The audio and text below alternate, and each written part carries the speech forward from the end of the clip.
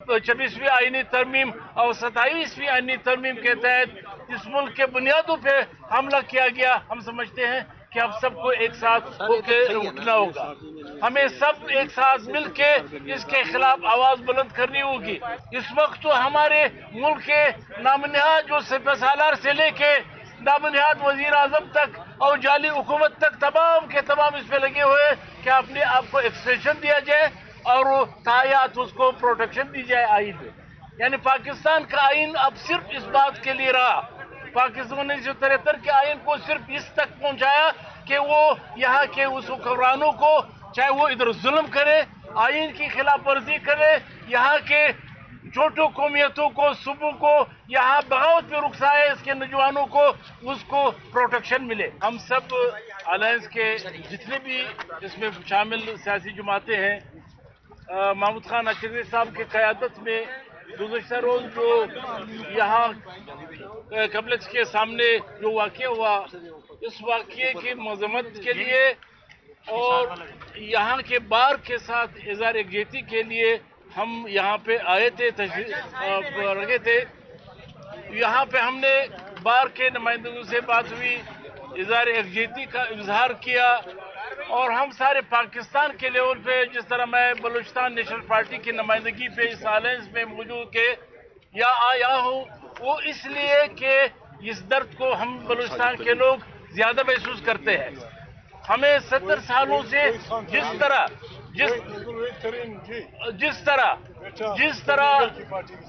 तरह हमें 70 सालों से इन्हीं दबाकों और इसी के दहशतगर्द वाक़यात में हमारे कायदीन को शहीद किया गया, हमारे सियासी कारकुनों को शहीद किया गया।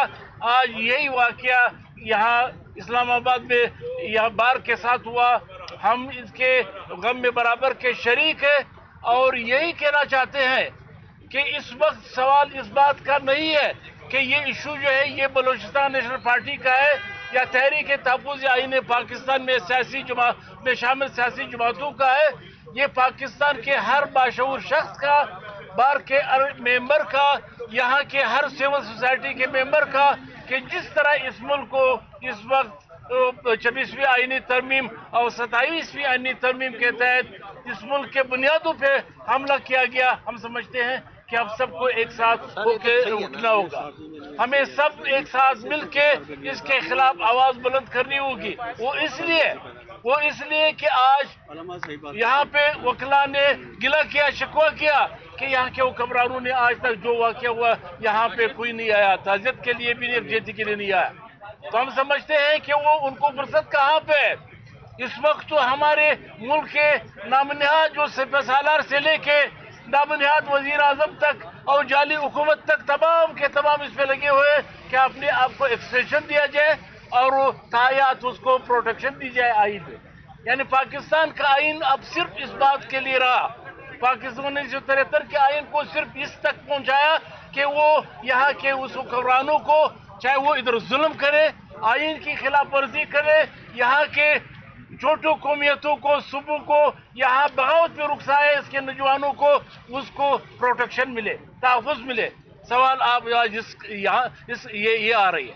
हमने ये एक बाशऊर तबके को होने के नाते ये बार का काम है कि इसके खिलाफ आवाज़ उठाए।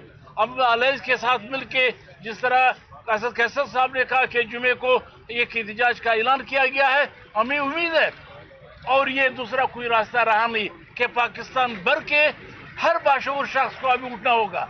ये आप सवाल अभी हुक्मरानों से करें कि बलूचिस्तान में नौजवान बंदूक उठा के क्यों वो बागी हुआ, ये किन के करतूतों की वजह से, ये किन के अमाल की वजह से ये नफरतों का ये बोया गया।